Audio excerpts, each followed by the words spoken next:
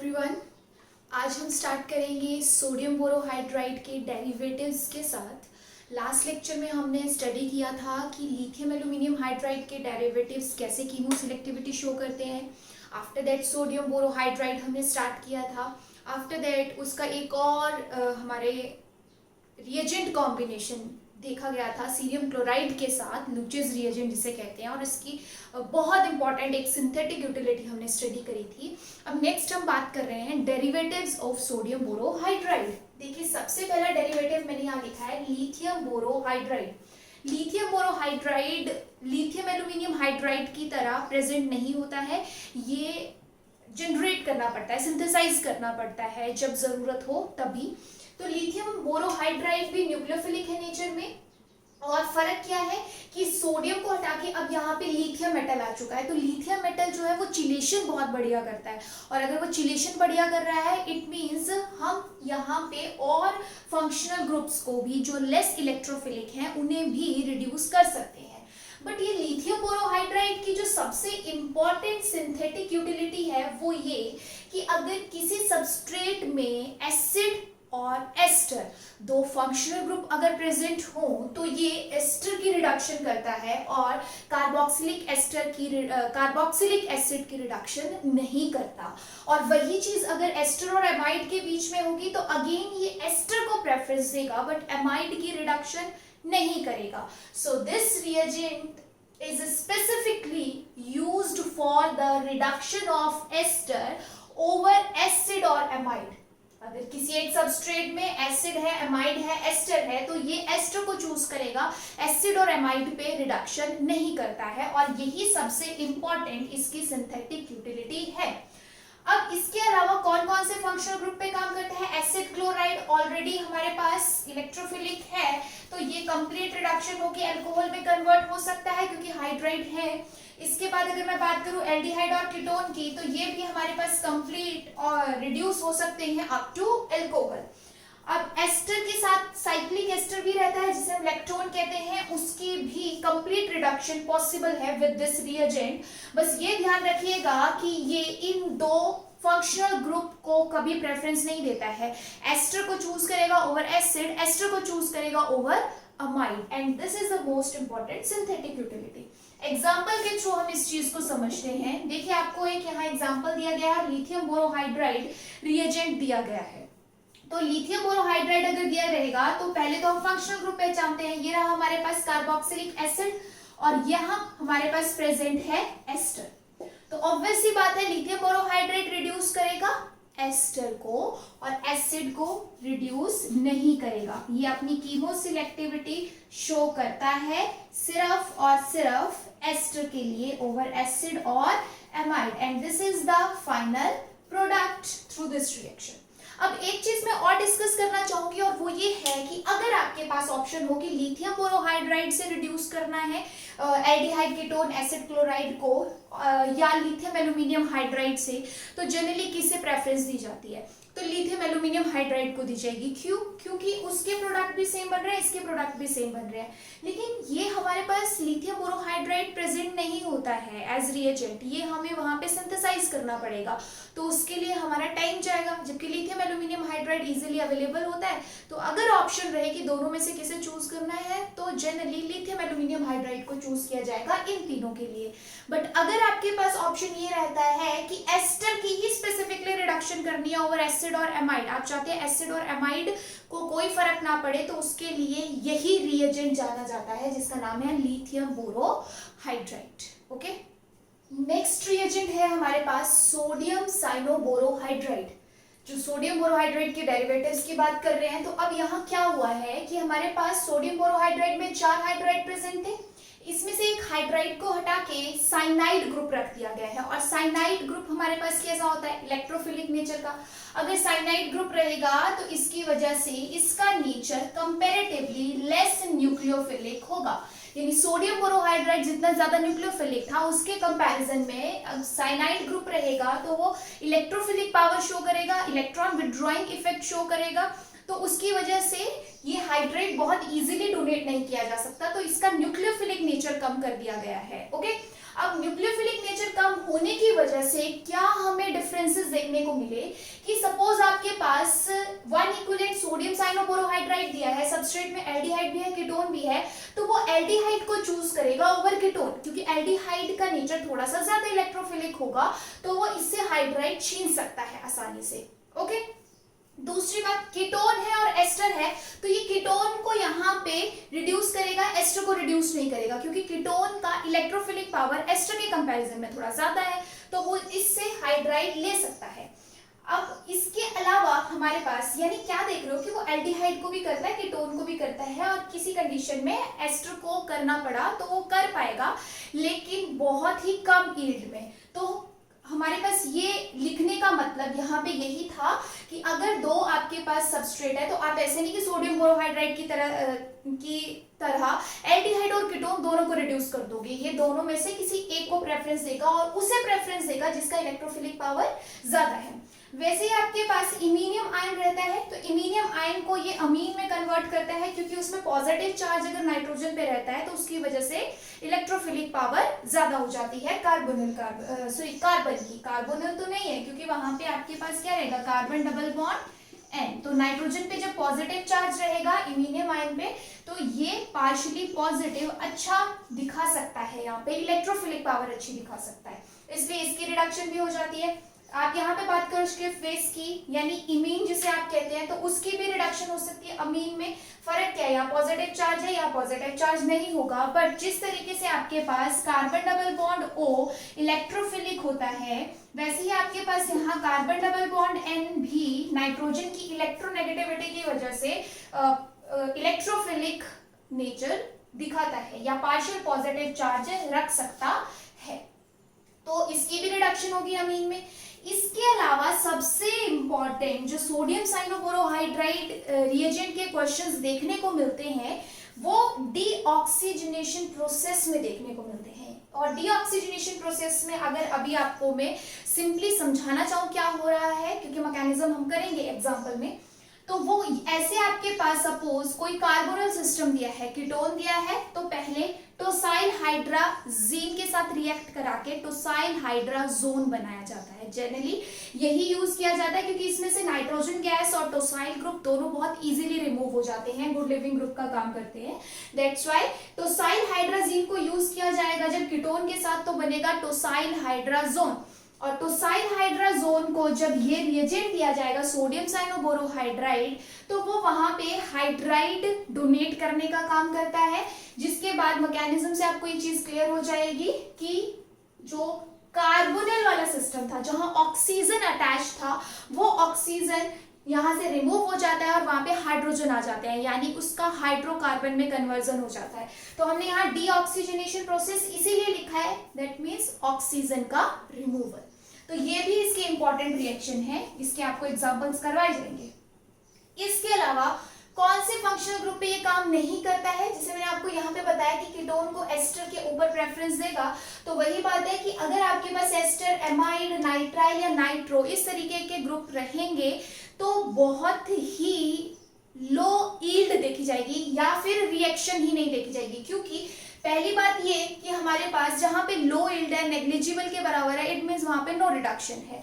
तो आपके पास ester, amide, cyanide और या नाइट्राइल कह सकते हो, और नाइट्रो ग्रुप पे रिडक्शन नहीं होती है, इसके लिए इसे यूज नहीं किया जाता, क्योंकि खुद का नेचर इलेक्ट्रोफिलिक है और यहाँ पे जो सबस्ट्रेट है वो बहुत इजीली हाइड्राइड एक्सेप्ट करने की पावर नहीं रखते हैं। तो ये तो देखो बहुत सिंपल भाषा में तुम्हें बताती हूँ, ये हाइड्राइड बहुत आसानी से नहीं देना चाहता, क्योंकि साइनाइड साथ में बैठा हुआ है, वो रोक रहा है उसे, तो सामने वाले को ज्यादा पावरफुल होना पड़ेगा ताकि वो उससे हाइड्राइड छीन सके। जैसे यहाँ पे एल्डिहाइड कर पा रहा है, कीटोन कर पा रहा है, इमीनियम आयन कर पा रहा है, लेकिन एस्टर, एमाइड और नाइट्राइल और नाइट्रो जैसे ग्रुप जो हैं वो उतने ज्यादा इलेक्ट्रोफिलिक नहीं रहेंगे कि वो इनसे हाइड्राइड छीन सके, दैट्स व्हाई इन ग्रुप्स पे रिडक्शन देखने को नहीं मिलती। इंपॉर्टेंट रिएजेंट है, ध्यान से इसे समझिए और सुनिए। तो हम फिर से एक बार बात कर देते हैं, एल्डिहाइड पे करेगा, कीटोन पे करेगा, इमीनियम आयन पे करेगा, इमीन पे भी करेगा, और डीऑक्सीजनेशन प्रोसेस तो सबसे इंपॉर्टेंट पार्ट है इसका, जिसके प्रीवियस ईयर में क्वेश्चंस भी रहते हैं, बट एस्टर, एमाइड, नाइट्राइल और नाइट्रो पे इसकी रिडक्शन देखने को नहीं मिलती है। तो अब हम डिस्कस करेंगे जो अभी रिसेंटली आपके प्रीवियस ईयर में 4 मार्क्स के क्वेश्चंस आए हुए हैं with this reagent. So examples में देखो, फर्स्ट एग्जाम्पल आपको यहाँ पे बहुत सिंपल सा दिया गया है। फर्स्ट एसिडिक कंडीशन आपको दी गई है, H+ आयन दिया गया है, और यहाँ पे अगर एसिडिक कंडीशन मिल रही है तो सबसे पहला काम क्या होगा, नाइट्रोजन अपने लोन पेयर देके फर्दर कॉन्जुगेशन में जहां नेगेटिव चार्ज जा सकता है वहां से प्रोटोनेशन कराएगा। ठीक है, इस बात का ध्यान रखिएगा कि अगर ये नाइट्रोजन फ्री होता, विदाउट कॉन्जुगेशन होता, तो अपने लोन पेयर देके इसकी प्रोटोनेशन होती, बट जब ये कॉन्जुगेशन में है तो ये अपने इलेक्ट्रॉन देके फर्दर कॉन्जुगेशन जहां तक जाएगी, नेगेटिव चार्ज जहां बनेगा वही प्रोटोनेशन करवाता है। तो इसमें हमारे पास ये बन गया डबल बॉन्ड N, और नाइट्रोजन पे आ गया पॉजिटिव चार्ज, और यहाँ पे बना नेगेटिव, और यही नेगेटिव H+ आयन लेके यहाँ क्या बना देगा, एक सिंपल हाइड्रोकार्बन वाली प्रोसेस। यानी फर्स्ट स्टेप जो आपके पास दिया गया है वो दिया गया है फॉर प्रोटोनेशन। प्रोटोनेशन करा के हमें यहाँ पे इमीनियम आयन मिल रहा है, और इमीनियम आयन सोडियम साइनोबोरोहाइड्राइड के साथ इजीली रिड्यूस हो जाता है अप टू अमीन। अभी देखा हमने, तो ये फर्स्ट कंडीशन इसीलिए दी गई थी क्योंकि ये सबस्ट्रेट रहेगा तो उस पे सोडियम साइनोबोरोहाइड्राइड काम नहीं कर सकता। तो फर्स्ट एसिडिक कंडीशन दी गई ताकि इसको एक्टिवेट किया जाए, इस पे पॉजिटिव चार्ज आए, इमीनियम आयन बने, और इमीनियम आयन जब एक बार बन जाएगा तो आपके पास सोडियम साइनोबोरोहाइड्राइड बहुत इजीली हाइड्राइड डोनेट कर सकता है। जैसे ही ये यहाँ पे हाइड्राइड डोनेट करेगा, नाइट्रोजन का पॉजिटिव चार्ज न्यूट्रलाइज हो जाएगा, और ये आपके पास यहाँ अमीन में कन्वर्ट हो जाएगा।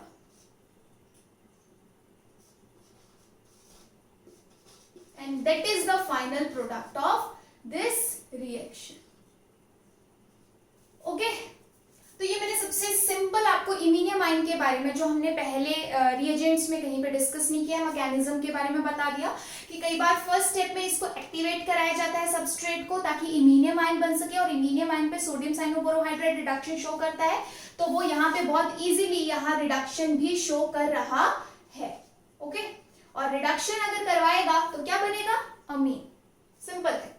सेकेंड एग्जाम्पल पे आते हैं। सेकेंड एग्जाम्पल जहां तक मुझे ध्यान है ये CSIR नेट का एग्जाम्पल है, नेट का एग्जाम्पल है, और जून 2019 में ये पूछा गया था। अभी रिसेंटली 2019 के क्वेश्चन लिख रही हूँ मैं यहाँ पे। 4 मार्क्स का क्वेश्चन आया था, ये सबस्ट्रेट दिया गया था, सोडियम साइनोबोरोहाइड्राइड था, और पीएच की कंडीशन 4 तक दी गई थी। तो 4 तक देने का मतलब क्या है कि वो एसिडिक कंडीशन प्रोवाइड करा रहा है। एसिडिक कंडीशन प्रोवाइड करा रहा है यानी H+ आयंस मिल सकते हैं, और अगर H+ आयन मिल सकते हैं तो अगर कोई सबस्ट्रेट ऐसा है जिसकी इलेक्ट्रोफिलिक पावर थोड़ी कम है तो H+ आयन मिलेगा, तो प्रोटोनेशन होगा। प्रोटोनेशन होगा तो ऑक्सीजन पे पॉजिटिव चार्ज आएगा, ऑक्सीजन पे पॉजिटिव चार्ज आएगा तो कार्बन का इलेक्ट्रोफिलिक पावर बढ़ जाएगा, और रिडक्शन वाली प्रोसेस आसान हो जाएगी। इस पीएच का मतलब ये है। चलो अब सबस्ट्रेट पे आते हैं। सबस्ट्रेट पे अगर देखा जाए तो यहाँ एक एस्टर है और एक कीटोन है। 2 फंक्शनल ग्रुप आपको नजर आ रहे हैं। यहाँ एमाइड नहीं है, सिंपल नाइट्रोजन ही है, तो आप इसके साथ कंफ्यूज मत होना। एस्टर और कीटोन में से अभी आपने पढ़ा है किसके लिए प्रेफरेंस ज्यादा रहती है, कीटोन के लिए। और दूसरी बात ये भी है कि अगर एसिडिक कंडीशन है तो अगर इसे H+ आयन मिल सकते हैं तो प्रोटोनेशन के बाद इसका इलेक्ट्रोफिलिक पावर और बढ़ जाएगा। लेकिन 4 मार्क्स का क्वेश्चन था तो क्वेश्चन सिर्फ इतना नहीं था, इसमें स्टीरियोकेमिस्ट्री के रिस्पेक्ट में भी बात की गई थी। तो पहले तो मैं आपको यहाँ पे फाइनल प्रोडक्ट बना देती हूँ, यानी कीटोन की ही रिडक्शन होगी इनटू अल्कोहल, एस्टर की रिडक्शन नहीं होगी। तो आपके पास अगर मैं स्टीरियोकेमिस्ट्री को यहाँ डिस्कस ना करूं तो कुछ ऐसा प्रोडक्ट नजर आएगा, बट जो ऑप्शन दिए गए थे उन ऑप्शन में इस अल्कोहल की स्टीरियोकेमिस्ट्री यानी above the plane, below the plane, इस तरीके के फैक्टर को भी डिस्कस किया गया था। तो अब वो कैसे डिसाइड करना है वो सुनिए। अब आपको क्या नजर आ रहा है कि एस्टर है और हाइड्रोजन है बिलो द प्लेन नजर आ रहा है तो शायद बच्चे जल्दबाजी में ये गलती कर सकते हैं कि बिलो में सब्स्टिट्यूशन है, इट मींस बिलो में हिंड्रेंस ज्यादा है तो अबव से अटैक करवाते हैं। जनरली बच्चे ऐसे सोच सकते हैं, लेकिन एक ध्यान रखिए कि जब 5 मेंबर्ड फ्यूज्ड रिंग है तो ये बताया गया है आपको क्लासेस में कि जब 5 membered fused ring, small ring fused होती है तो उसके ये जो फ्यूज्ड एटम है यहाँ पे जो स्टीरियो रहती है वो सिस वाली ज्यादा स्टेबल होती है रेदर देन ट्रांस, क्योंकि छोटी रिंग्स है तो इनमें फ्लेक्सिबिलिटी ज्यादा नहीं होती, तो ये ट्रांस में रह के उस स्ट्रेन को वहां पे उस स्ट्रेन को ये नहीं झेल सकते। ठीक है, अगर वो उनसे नहीं झेला जाएगा तो सिस्टम अनस्टेबल हो जाएगा, और स्टेबिलिटी तो हर किसी को चाहिए। तो ये रिंग भी जब स्मॉल मेंबर्ड होती है तो फ्यूज होती है तो किस में रहना प्रेफर करती है, सिस फॉर्म में। तो इट मींस अगर इन्होंने यहाँ हाइड्रोजन बिलो दिखाया है तो इस नाइट्रोजन के पास एक लोन पेयर भी रहेगा, तो वो लोन पेयर भी कहाँ है, बिलो में, यानी ये दोनों रिंग इस वक्त सिस फॉर्म में है।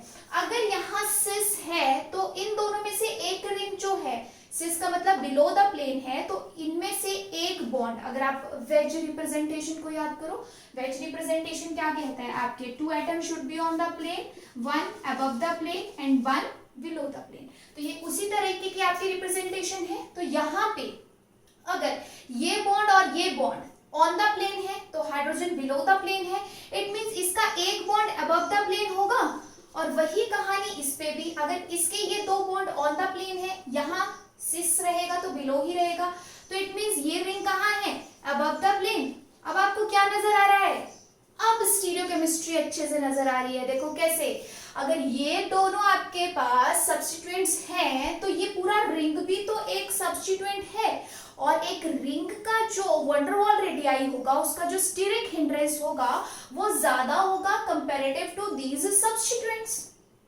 तो कहानी बदल गई।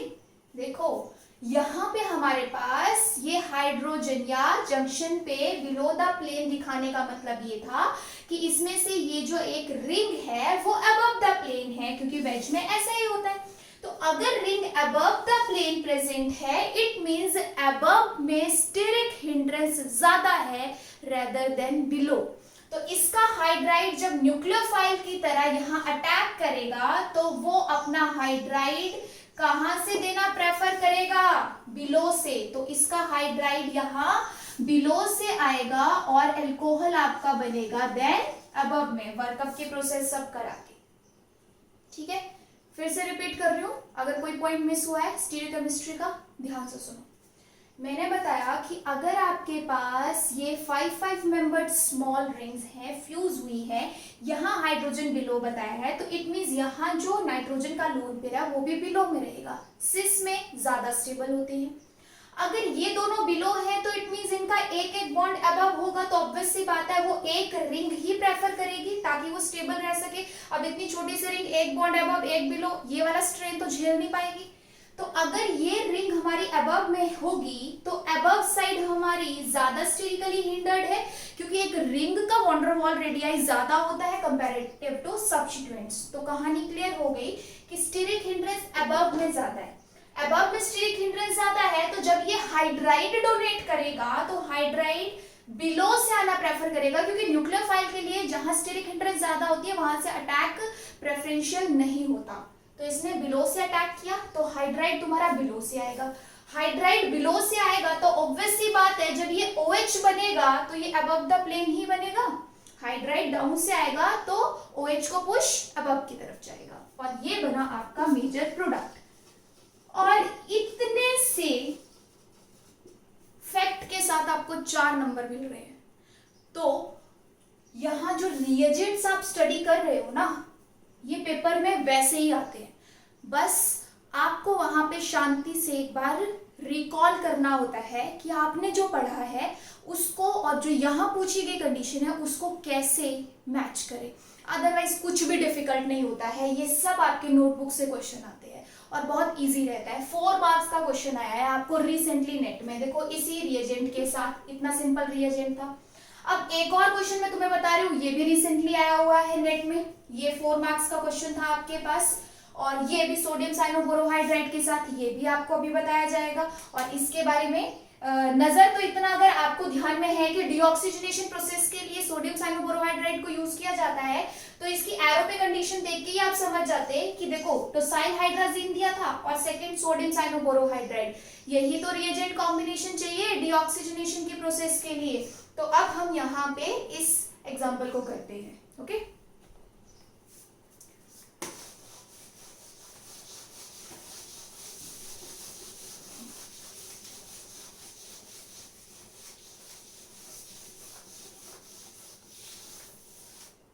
Let's start. देखो सबसे पहले क्या होगा, कीटोन दिया है, टोसाइल हाइड्राजीन दिया है, मैं इस तरीके से स्टार्ट कर रही हूं। तो हमारे पास यहाँ क्या बनेगा, tosyl hydrazone with the removal of water. Process ये रहता है कि नाइट्रोजन यहाँ अटैक करेगा, ये OH बनेगा, प्रोटोनेट होके OH2 वाटर बनेगा, देन नाइट्रोजन अपने लोन पेयर फर्दर शिफ्ट करता है और यहां बनेगा टोसाइल हाइड्राजोन, जो आपको ऑलरेडी क्लास में कई बार बताया जा चुका है कि ये मैकेनिज्म कैसे रहता है। फिर भी कहीं दिक्कत हो तो आप पूछ सकते हैं अपने डाउट्स। ऑलराइट, तो हमारे पास यहाँ पे फर्स्ट स्टेप में कीटोन और टोसाइल हाइड्राजीन को जब ट्रीट कराया गया तो टोसाइल हाइड्राजोन बनता है, और अगर सिंपली बताऊं तो ये दो हाइड्रोजन और ये ऑक्सीजन वाटर की फॉर्म में रिमूव हो रहे हैं और ये बन गया टोसाइल हाइड्राजोन। अब नेक्स्ट स्टेप आपके पास क्या दिया गया है, सोडियम साइनोबोरोहाइड्राइड। सेकंड स्टेप में है सोडियम साइनोबोरोहाइड्राइड। तो ये रिएजेंट यहाँ पे हाइड्राइड डोनेट करना चाहता है, तो हाइड्राइड कहाँ डोनेट करेगा, ऑब्वियस सी बात है इस कार्बन पे।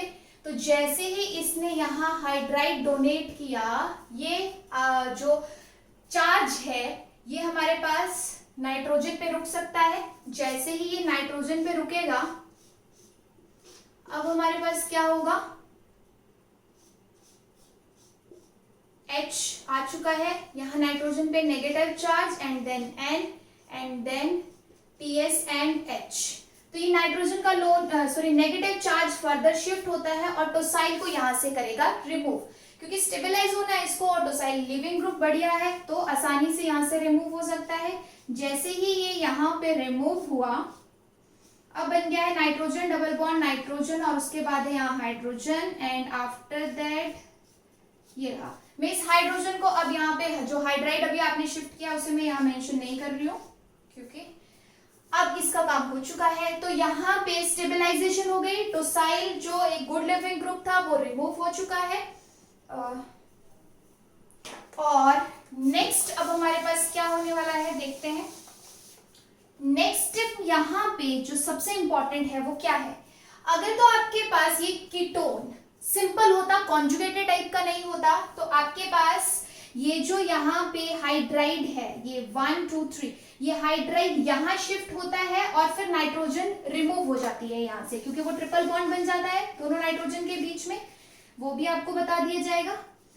बट इस क्वेश्चन में क्या था कि आपको ये सिंपल कीटोन नहीं दिया गया था, आपको कॉन्जुगेटेड कीटोन दिया गया था। कॉन्जुगेटेड कीटोन में क्या देखा गया है, 1 5 hydrogen shift, generally 1 3 hydrogen shift होती है, 1 2 3, तो ये हाइड्राइड यहां जाता है और नाइट्रोजन रिमूव हो जाती है, ठीक है।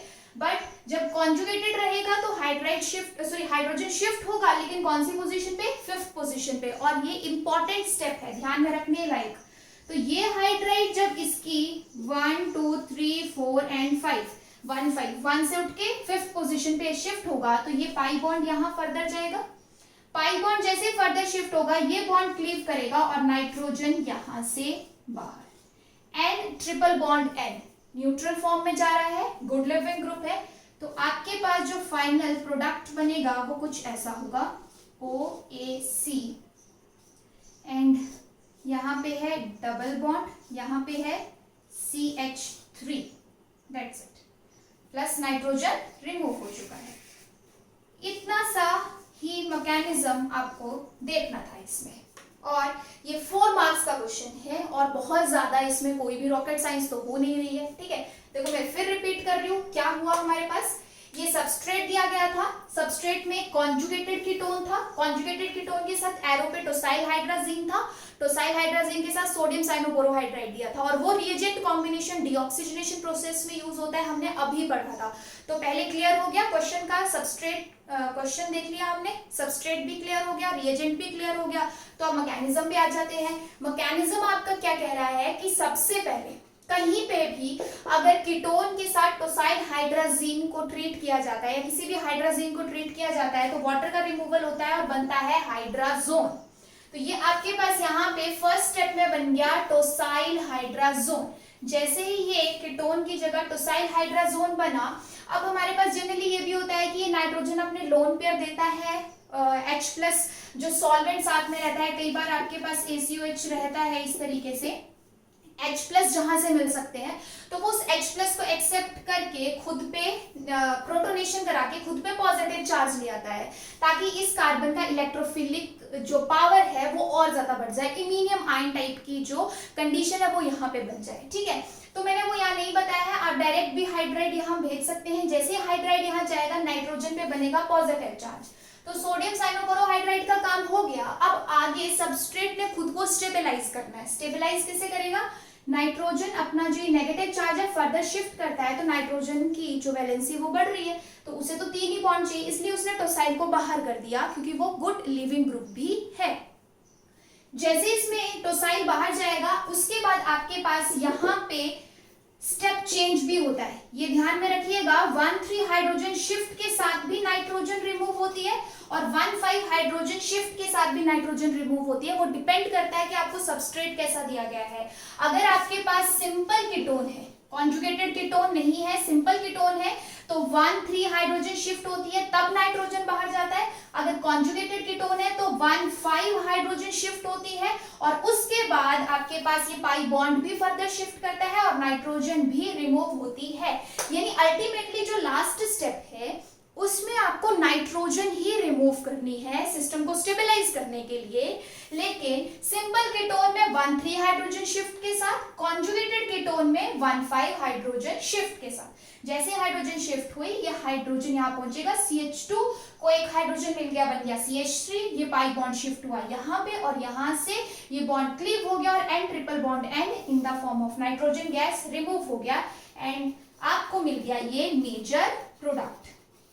तो मुझे नहीं लगता कि अगर आपने ये रिएजेंट्स इस तरीके से पढ़े हैं, मैकेनिज्म देखा है, उनका FGI लर्न किया है, तो इस तरीके के क्वेश्चन में आपको कोई भी दिक्कत आएगी और 4 मार्क्स का क्वेश्चन आपको इतनी आसानी से मिल जाता है। सो ये रिएजेंट वाला पोर्शन बहुत इंपॉर्टेंट है और हर बार इनके क्वेश्चंस आते हैं टिफर में, गेट में, CSIR नेट में, जैम में।